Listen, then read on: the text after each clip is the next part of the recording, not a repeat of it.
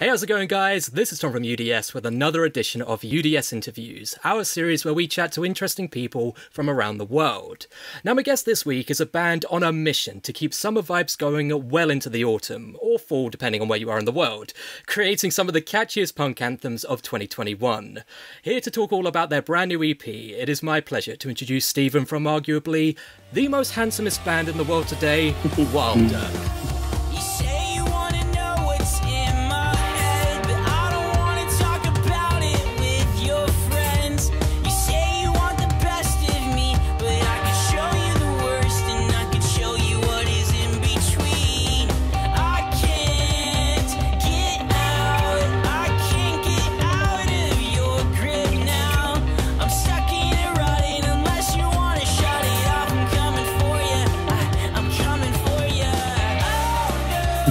Hey, what's up, guys? How's it going, man? Good, good. Just hanging out in the California heat. It's been like mid-90s and just sweating, you know?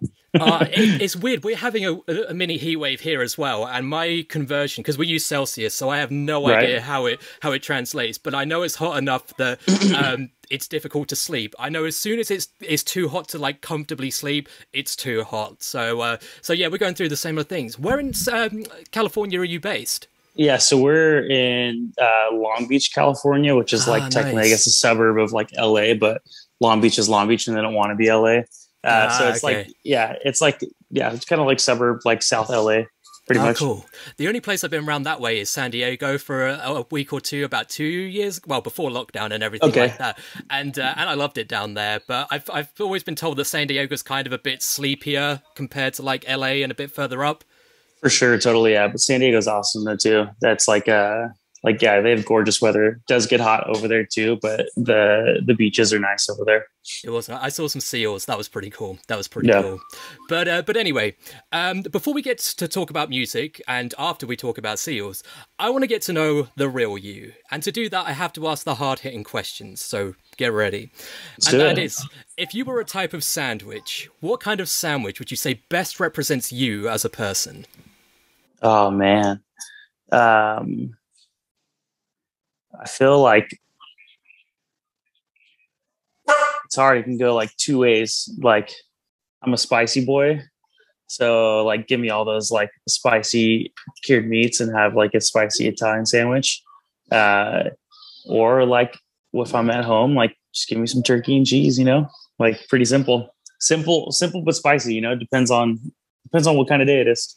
I mean, that is a good sandwich, and it's a good personality to have as well, is to be simple and spicy. So if you're a fan of spice, I do like asking people this as well. Do you have like a hot sauce that you swear by as your favorite? Because everyone seems to have their favorite hot sauce. Yeah, 100. Mine's Tapatio all the way. Oh, like, I've never tried that. I don't know if we get that over here. Yeah, I don't think you do either, because like when we visit friends in Ireland, like that's the one gift that they ask for all the time is for us to like bring a bottle over there. Interesting. But yeah, I'm surprised that it's like not all around. Like it's huge here. Interesting. Because I think do you guys get like Valentina? Valentina's is really good too. I had to get that imported, but I had someone else recommend me that, and that is dope. I love Valentina. Yeah, those are like super good, like everyday hot sauces. Just for it's like not gonna you're not gonna like get an aftermath. It's just like good flavor. You don't want an aftermath every day, only for special occasions. But anyway, enough about aftermaths. Your new EP, Bad Bad Luck, has been out for, it's almost 2 weeks to the day now, isn't it, give or take? Pretty much, yeah. Yeah, I think exactly 2 weeks. The time flies. But this is an EP that's been in the works for much, much longer than that. So for the unfortunate few that haven't checked it out yet, what can people expect from Bad Bad Luck? Yeah, I mean, I think like the best way to kind of put it is like, high energy, like tons of high energy from the songs and from the music, and it's a EP that you can like blast and rock out to and have fun. And then when you want to like dig deeper into it, there's like a lot of lyrical content in there that is a lot more like serious toned and kind of like plays like catchy, like where they run complete opposites, where music's going to be fun and interesting and upbeat, but then when you like pay attention to the lyrics, there's like a lot more like deeper themes that run throughout all the songs. It's so interesting that I completely picked up on that. And one of the weirdest comparisons I found to your guys' work is The Cure, because The Cure were always their like most upbeat songs dealt with the heaviest lyrics and the heaviest themes. And it's weird how there's that kind of a connection there. So I don't know if you guys have ever been compared to The Cure before, but there's definitely a little thing that popped into my head. But oh, that's awesome. Like I'm sure like our producer would love to hear that. That's like it's his favorite band. But it's really funny because like, yeah, we never like talked about like any like Cure influencing like any part of the record, but he'd love to hear that. I'm glad to hear it. I'm glad to hear it. But I've been listening and reading to some of the other interviews you've done recently in the lead up to the album, and you mentioned that writing as part of Wilder is very different to how you wrote as part of your previous band, Hearts Like Lions. Could you just tell us a little bit more about that and the process of writing for this EP? Yeah, I think like the hard thing about it, like with Hearts Like Lions, a lot of things were very like last minute because there's 4 of us. And so it's hard to get like all 4 of us in the room. What's up, bud? You coming to say hi real quick? And getting all 4 of us in the room together, like scheduling wise, everything took a lot harder. So like a lot of it was, we're just gonna like write on our own. But man, like that for the EP that Hearts Like Lions came out with, Nick and I wrote together like pretty much in the studio. And before the full length, we wrote in the studio. Like that one was pretty nuts because I had 0 lyrics for any of the songs.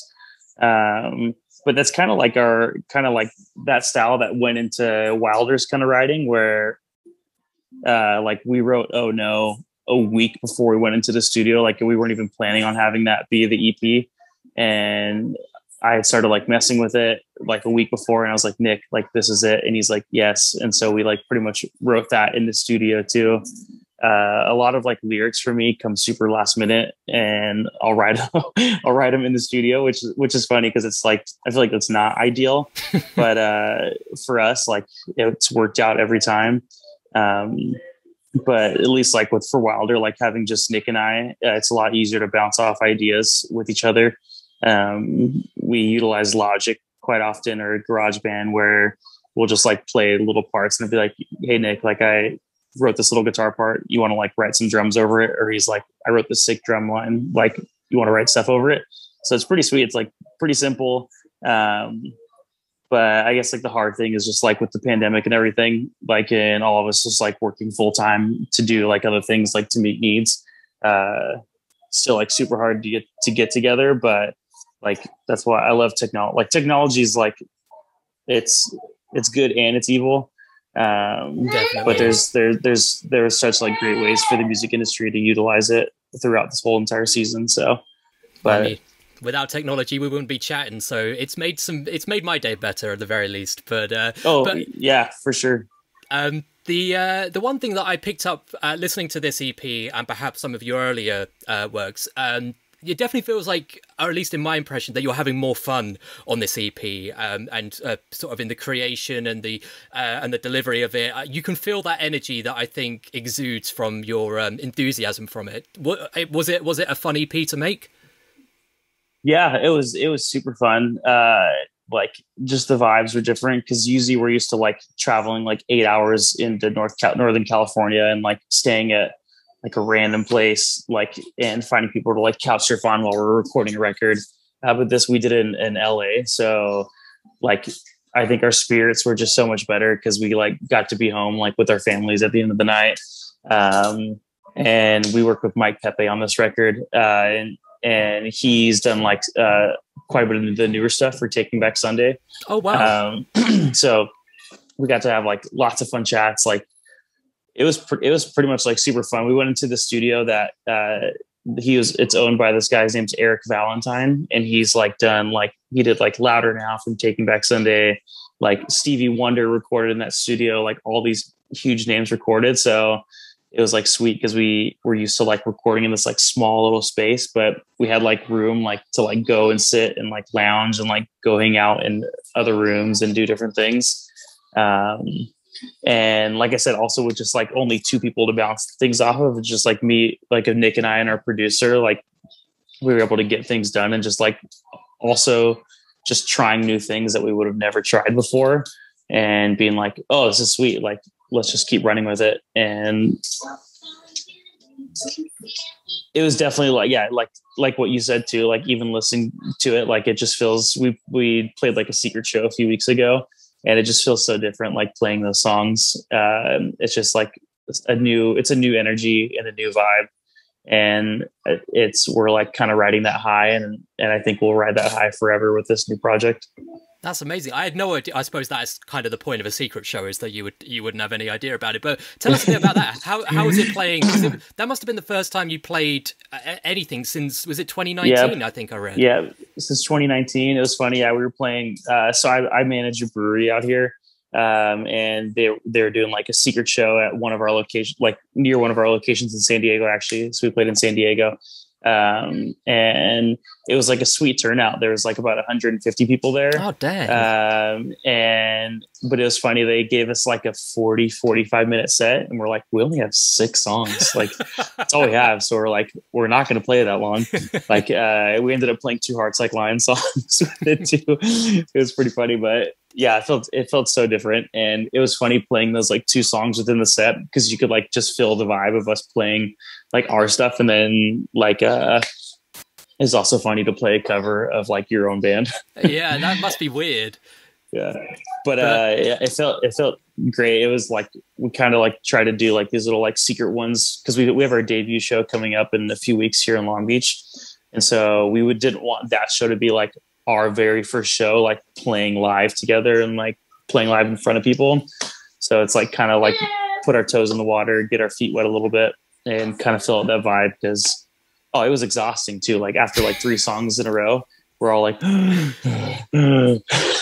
yeah, I can fully, like me trying to go for a run after being in lockdown for a year. I can totally appreciate where you're coming from with that. But yeah, oh man. Well, we'll talk about the date, the launch show in just a sec. But I know one of the things, again, reading some of these other interviews, done my research, that you were hoping to do as part of Wilder was to shake the stigma of being just known as a Christian rock act, which was perhaps something that followed you before.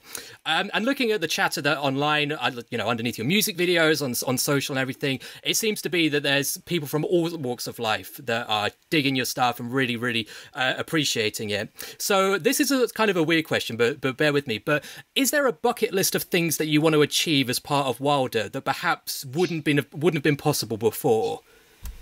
Yeah, for sure. I mean, even like some like goals that we had with like Hearts Like Lions of like playing certain festivals and playing things like that. Like those are a lot, or like getting certain tours. Like those are a lot harder to get. Like those are going to be a lot easier to get, like kind of as this new band, because we got to like spend some time on how we wanted to launch it. And if for like anybody that like previously listened to Hearts Like Lions like definitely had its own vibe, but like Wilder like is a vibe. Like we pre-planned out like photo shoots and like colors and all these different like thoughts to go into it to kind of make it more of a bigger splash and kind of lean more towards that like mature kind of band kind of way of like how the music industry is going right now. But yeah, like we definitely like are looking into like a lot more festivals, and this band also has like had the most, like Wilder's had so much coverage like all around the whole entire world. Like Hearts Like Lions never did an interview with anybody like outside of the United States, and like if anything, it was like Christian rock radios that like wanted to call us and do stuff, which is like, it's not bad, it's cool, it's like its own like niche little thing. But I think just like being more in that mainstream route is like what we're hitting now. And like for that bucket list is going to be like playing festivals like Lollapalooza out here. Like our big bucket list is like doing a tour in the UK. Like we've always thought about that, and like going out there and playing shows out there. So it's kind of, and just doing things different. Like we grinded like 10 years as Hearts Like Lions. We did month-and-a-half long tours in a van, and like that's just not it anymore. Like we're gonna do things a lot smarter, like prioritize like those top cities first and do like 1 week on the road and save our bodies, save our health, save our minds. Yeah, absolutely, absolutely. Well, personally and selfishly, if you can put the UK tour at the top of the bucket list, then I'll be happy. Particularly if there's a London show on there, because that would be dope. And let me tell you, drinks are on me if you can make that happen. So, let's do it. We were like, it's been crazy with this whole pandemic because you never know like what's going to happen. We for sure were like, all right, like UK tour is going to be the first thing we do because we're like shows in America aren't really happening. Then you saw you saw everybody booking shows in the UK, and then you saw all those tours canceling, and then everything's just been like flip-flopping back and forth. But hopefully soon, like we're like, it's going to happen. Like we have to come out there. We can't not do it. That is very, very exciting to hear. That's very exciting to hear. But in the meantime, in much more immediate plans, as you said, I think it's a month minus 1 day until your debut show as Wilder. What can people expect from this show? It must be exciting obviously you've done these secret shows, but to have the first, announced ahead of time show as part of this new group. Yeah, I think like the really only thing is like just expect to get wild. Like it's gonna be fun. Like we're gonna have a blast. Like there'll be some fun covers, like not trying to spoil anything too much, but yeah, I feel like the sum of it is just like everybody get ready to get wild with us. Very cool. Very cool. Well, in the meantime, and unfortunately looking back to the pandemic, one of the things that a lot of people have done during the pandemic is consume a heck of a lot more media, whether it be movies, video games, TV shows, everything and more. We've been enjoying a lot more of that. So with that in mind, if you could have a Wilder track featured in anything, whether it be a movie, a video game, anything and more, what would it be? What would be the top of your bucket list?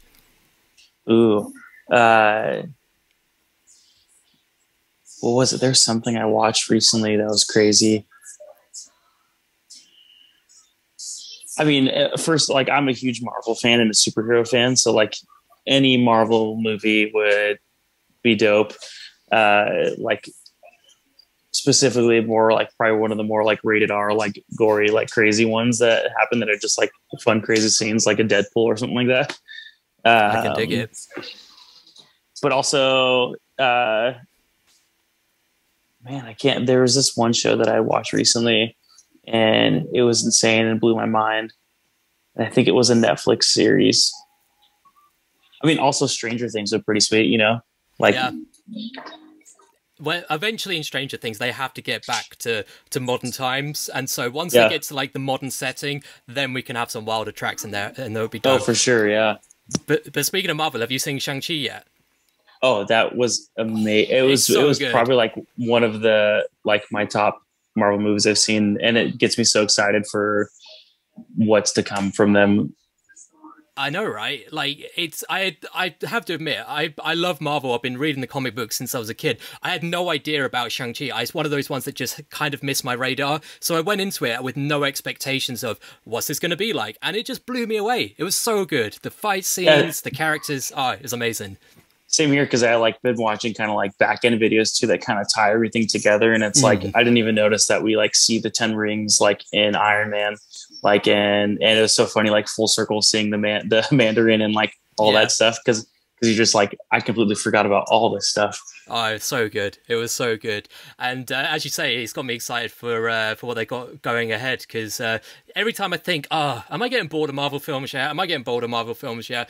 They make a new one. I'm like, no, I'm not. These are still great. These are still great. So this next Spider-Man is going to be insane. I'm so stoked for it. Me too. If Tobey Maguire comes back, then I might jump out of my chair. I might jump out of my chair. He has to. He does now. At this point, the hype is too real. He has to be in it. But aside from the movie slate, which we will all enjoy, what does the rest of 2021 and into 2022 have in store for you guys? Yeah, I think for us, like kind of slowly starting to like look at more shows, look at tours, look at bands we want to play shows with. We've kind of been letting everybody else be the guinea pigs right now and letting shows go. Like I just went to last night I saw New Found Glory and Less Than Jake, and then last Friday I won tickets. I went to the Hella Mega tour, so it was Weezer, Fall Out Boy, and Green Day, which was amazing. I was meant to go to that 2 years ago, but they've moved the UK dates till next year now. So I won't see Hell Omega until 2022. But oh my God, it looks so good. It looks so good. It's going to be amazing. They're so good. Like Green Day was one of my bucket list bands that like I never like grew up listening, or I listened to in middle school that never like followed along. But I just realized how many Green Day songs I knew watching them. But yeah, kind of letting everybody be the guinea pigs, letting like see like how those go. And for sure, like lots of like new music writing for the rest of this year. Lots of like planning more like shows, and like also planning like how we want production to look like for our shows, to kind of like make sure everything kind of like fits the whole vibe pretty much for Wilder.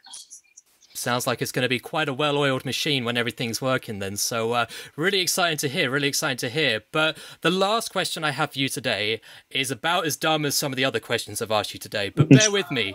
And that is, we are UDS, which stands for Upside Down Shark. And don't ask me why we went with the name Upside Down Shark. We thought of it many years ago, and frankly, we're in way too deep to change it now. But be that as it may, Stephen, what is your favourite shark? And it could be real, it could be fictional, so it could be a shark from a movie or a TV show, or a shark from nature. But what would you say your favourite shark is? I'd say like for like I'll do two. Like for looks, for like real shark, like definitely a hammerhead. Like those are pretty sweet. But then like going into the next realm, like sharks from Sharknado, like those are some crazy sharks, you know, like, I mean, you've got a whole swarm of sharks there. And so, you know, there's no beating that. They are two solid choices. And Stephen, it's been an absolute pleasure chatting to you today. Thank you so much for your time. Yeah. Thank you for having me. Really appreciate it. Anytime.